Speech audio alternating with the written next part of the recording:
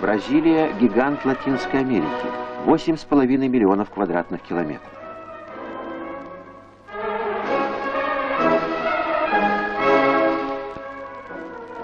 Восьмое место в мире по уровню экономического развития.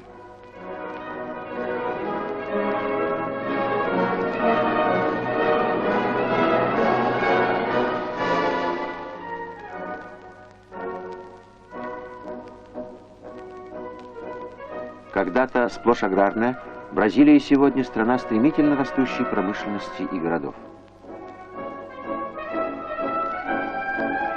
Рио-де-Жанейро – столица культуры, Сан-Паулу – столица экономики, Бразилия – столица государства. —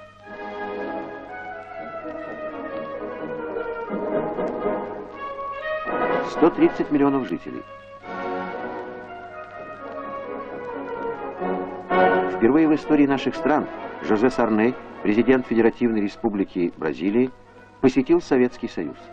Гость Президиума Верховного Совета СССР, советского правительства, наш гость.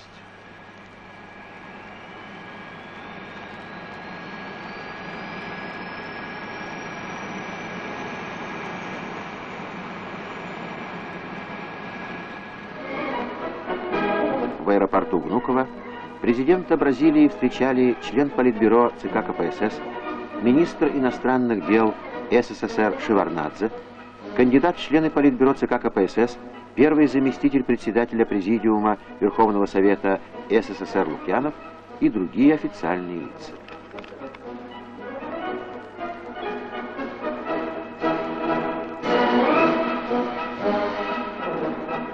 В честь высокого гостя был выстроен почетный караул.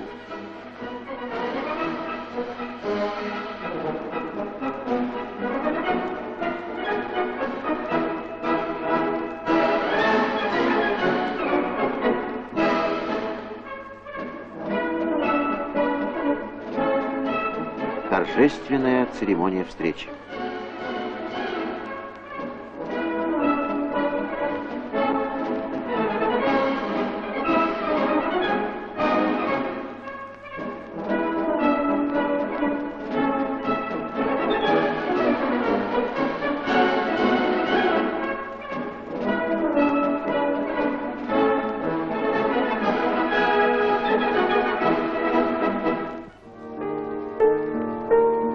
В тот же день в Георгиевском зале Кремля генеральный секретарь ЦК КПСС, председатель Президиума Верховного Совета СССР Михаил Сергеевич Горбачев с супругой тепло приветствовали президента Бразилии Жозе Сарнея с супругой.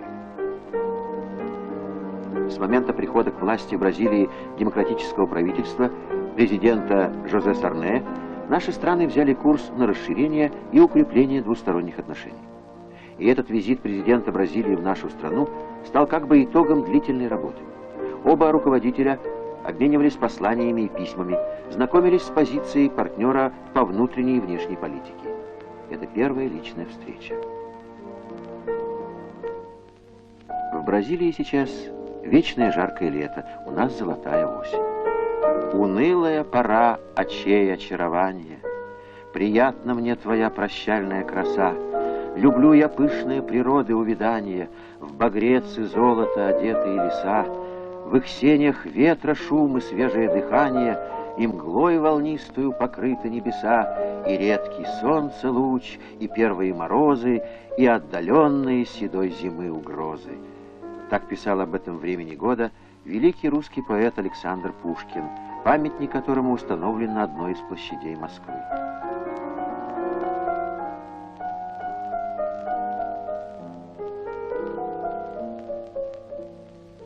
Кремль. Здесь каждый камень, каждое здание история. Колокольня Ивана Великого, Успенский собор, царь-колокол, царь-пушка.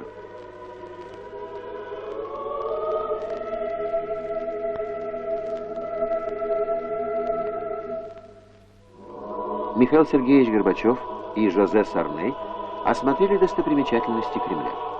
На Соборной площади состоялась теплая встреча с советскими людьми.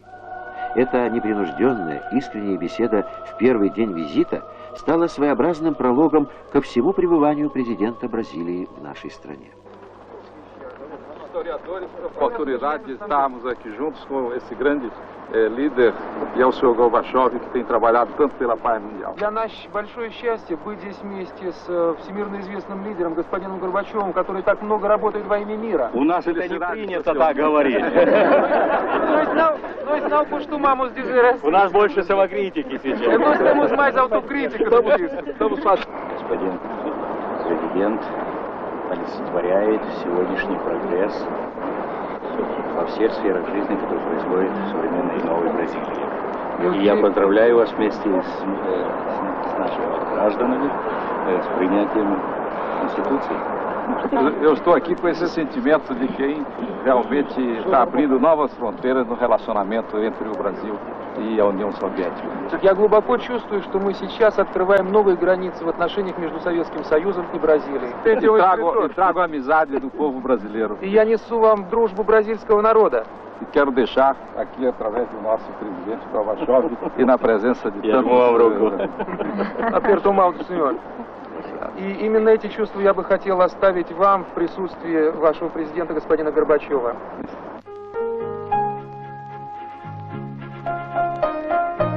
Второй день визита. Михаил Сергеевич Горбачев и президент Бразилии Жозе Сарней. Важнейшая, как считают международные обозреватели, встреча двух лидеров, двух руководителей, представляющих мир социализма с одной стороны и третий мир, мир развивающихся стран с другой.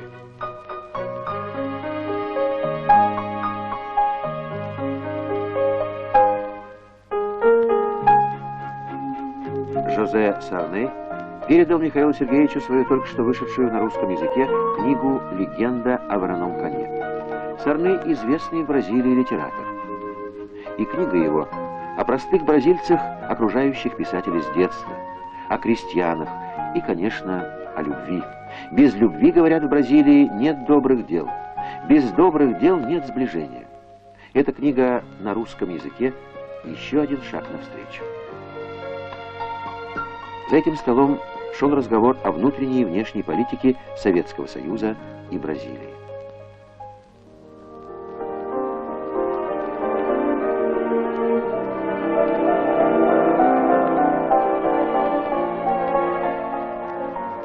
Важное место в программе пребывания президента Бразилии и его супруги в Советском Союзе занимала культурная программа – знакомство с главными центрами культуры нашей страны. Жена президента Бразилии Марли Массейра Сарней ознакомилась с Государственным музеем изобразительных искусств имени Пушкина, одним из крупнейших музеев мира. В нем хранятся коллекции произведений искусства, созданные в глубокой древности и в наши дни. Картины, написанные мастерами-живописцами Италии, Нидерландов, Германии, Голландии, Фландрии, Испании, Англии, Франции, США. Музей был создан на народные средства. Музей, как культурный центр, сыграл важную роль в художественном развитии нашего общества.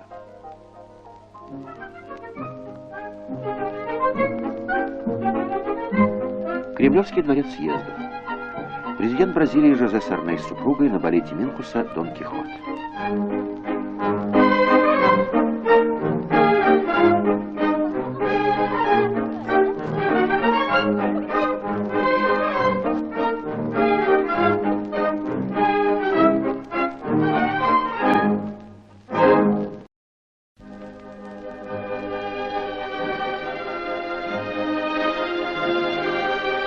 Госпожа Марли Массейра Сарней вместе с Раисой Максимовной Горбачевой посетила Государственный академический Большой театр СССР.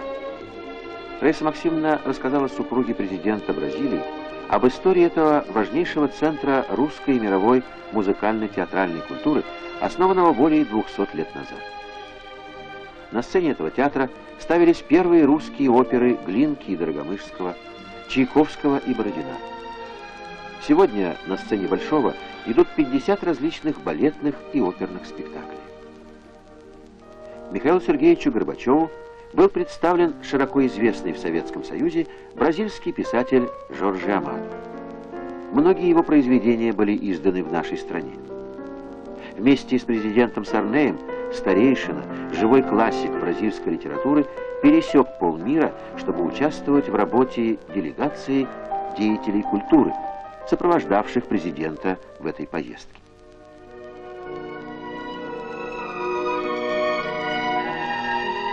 Московский государственный университет – старейшее высшее учебное заведение России. В актовом зале состоялось торжественное заседание по случаю присуждения президенту Бразилии звания почетного доктора МГУ. Медаль и диплом почетного доктора вручил Жозе Сарнею, вице-президент Академии наук СССР, ректор МГУ, доктор физико-математических наук Анатолий Алексеевич Лагунов.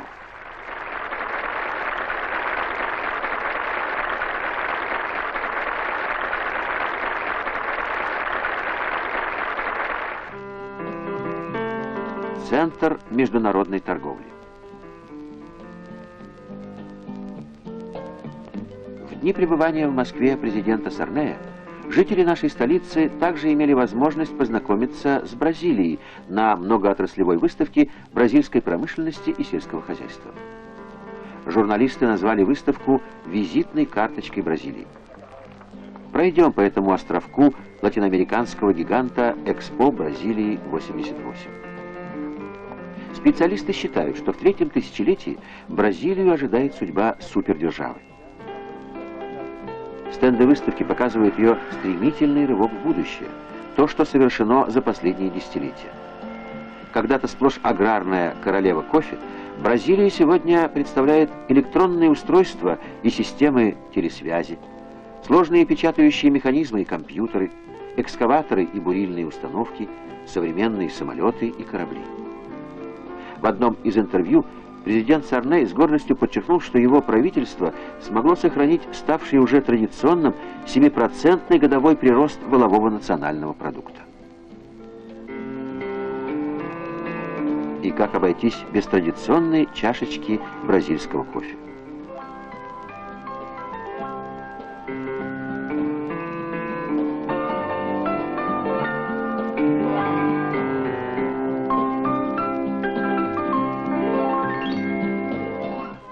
В программе визита президента Бразилии посещение Звездного, города космонавтов. Пусть об этом посещении расскажет сам президент Сарней.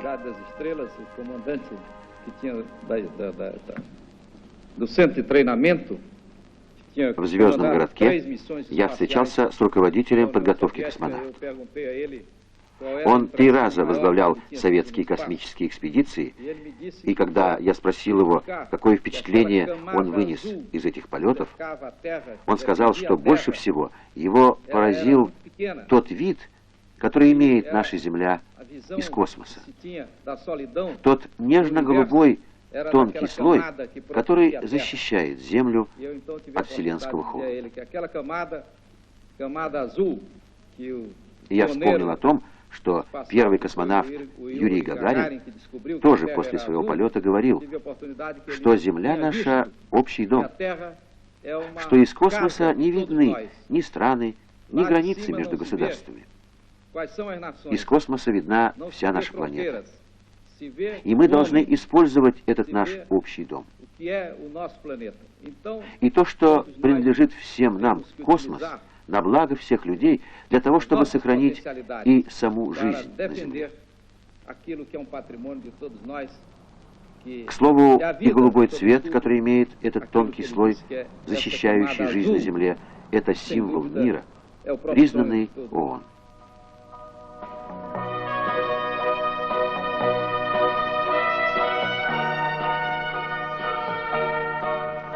Там же в Звездном летчик-космонавт Шаталов вручил президенту Сарнею памятную медаль о посещении города космонавтов. Москва в дни пребывания президента Сарнея. Москва – столица Союза Советских Социалистических Республик, административный центр страны. Москва еще и крупнейший промышленный город с десятками тысяч предприятий. Старый Арбат, заповедная улица, в последние годы она стала местом встречи художников, поэтов, музыкантов.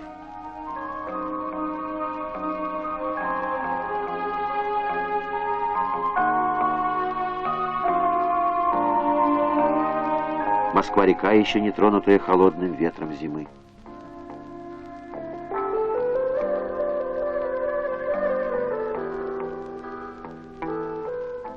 Кремль, где президенту Сарнею довелось работать в эти дни, где он смог прикоснуться к нашей истории, к нашей славе и нашим трагедиям.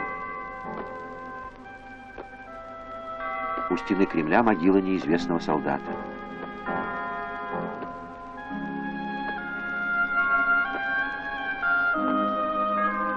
Президент Сарней возлагает венок к вечному огню. На ленте надпись «Президент Бразилии героем».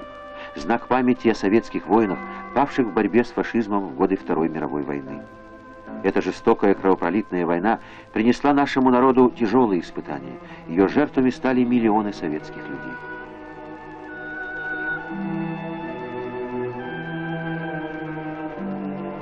Ленинград. Только здесь, на Пискаревском кладбище, захоронено более 600 тысяч ленинградцев.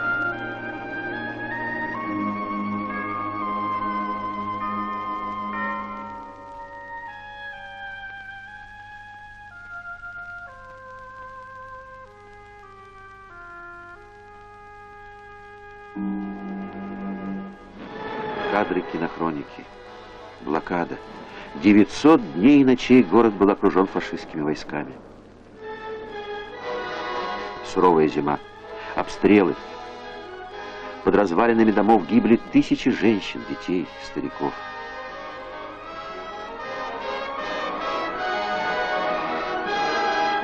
Голод. 125 граммов хлеба в день. Это все, что получали жители города в те дни. Но не останавливались заводы и фабрики. Продолжали работать ученые. Крупнейший композитор современности Дмитрий Дмитриевич Шостакович в осажденном Ленинграде написал свою знаменитую 7-ю героическую симфонию.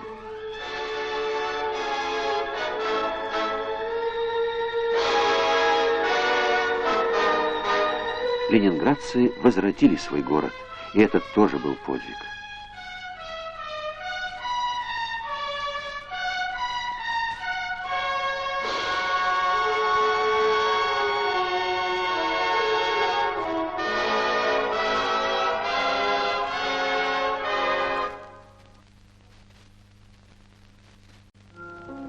Сегодня Ленинград – один из самых красивых городов мира. Крупный индустриальный, промышленный и культурный центр.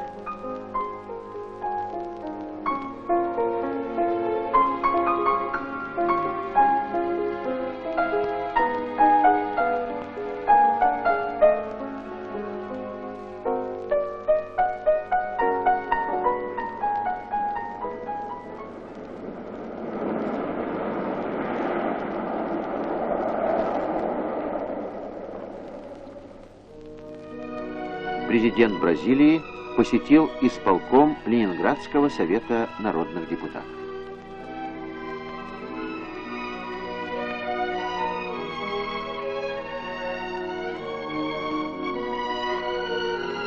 Председатель Ленгорисполкома Ходырев познакомил его с организацией жизни этого многомиллионного города. Он рассказал президенту Сарнею об экономическом и социальном значении города, задачах, которые решают ленинградцы для ускорения процесса перестройки, по развитию сотрудничества с городом-партнером Рио-де-Жанейро. Во время визита президента Сарнея сопровождал заместитель председателя Президиума Верховного Совета СССР Камаледенов.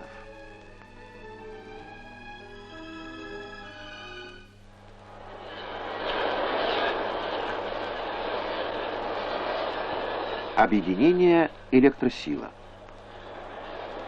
Президент Бразилии посетил это известное и в его стране предприятие, оснастившее турбинами крупную бразильскую гидроэлектростанцию «Капивара».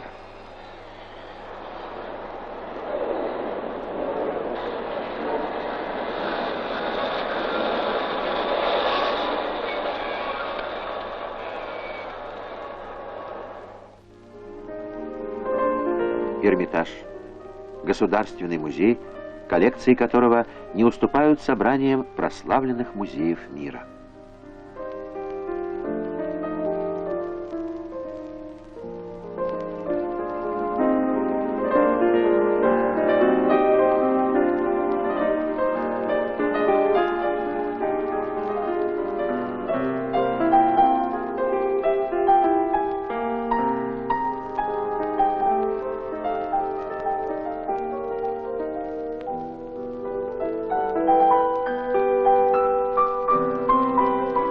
Посещение Эрмитажа в Ленинграде было последним в программе пребывания нашего гостя в Советском Союзе.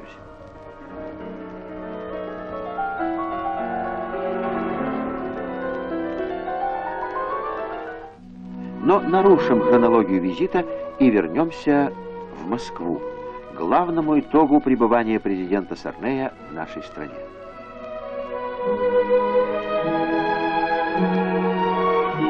Декларация о принципах взаимодействия во имя мира и международного сотрудничества, в которой не только определены принципы внешней политики, но и высказано стремление сторон к укреплению международного положения. Руководители двух стран провели обстоятельный обмен мнениями о положении в мире, выявили наличие сходных позиций по широкому кругу вопросов международной обстановки. Михаил Сергеевич Горбачев ознакомил президента Сарнея с происходящими в нашей стране преобразованиями, направленными на всестороннее обновление советского общества в политической, экономической, социальной и духовной областях. Он подчеркнул неразрывную связь между перестройкой и миролюбивым внешнеполитическим курсом Советского Союза, в основе которого лежит новое политическое мышление. Со своей стороны президент Сарней рассказал об усилиях возглавляемого им правительства, направленных на укрепление демократии, решение насущных экономических и социальных проблем страны. Он отметил большой интерес, который проявляется в Бразилии к процессам перестройки в Советском Союзе.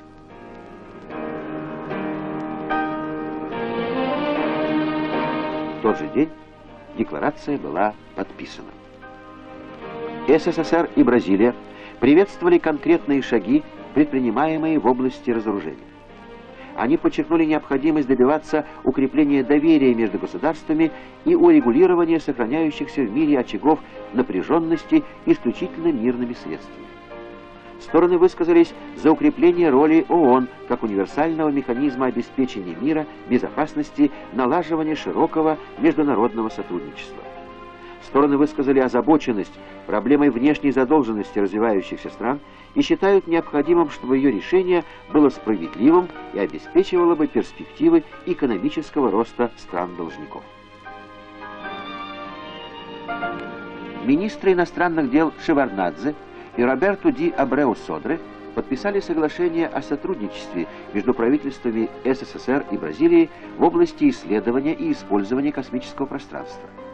Состоялся обмен нотами о введении в действие соглашений о торговом, научно-техническом и культурном сотрудничестве.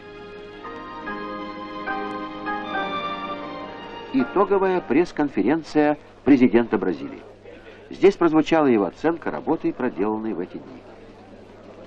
Президент Бразилии Жозе Сарней, в частности, сказал: de que nesta visita nós estamos firmando в ходе этого визита было заключено важное соглашение, которому нет прецедентов в истории советско-бразильских отношений, в истории развивающихся стран и в истории стран третьего мира, и которое, по моему мнению, превосходит, даже выходит за рамки чисто советско-бразильских отношений.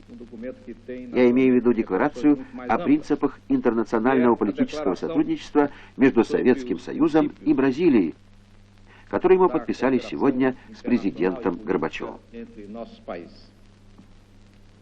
В этой декларации содержатся основы, на которых мы будем строить наши отношения.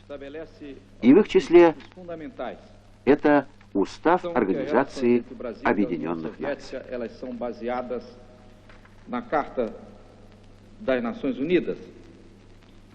И еще раз предоставим слово нашему гостю.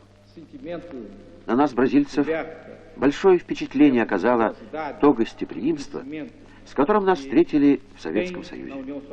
Тот интерес, который советские люди проявляют к бразильскому народу. Ведь Бразилия и по своим значительным географическим размерам, по положению на мировой арене, благодаря своему народу и его образу жизни, является державой, способной равняться с величайшими державами мира. Этот визит был в первую очередь визитом дружбы. pela marca da amizade.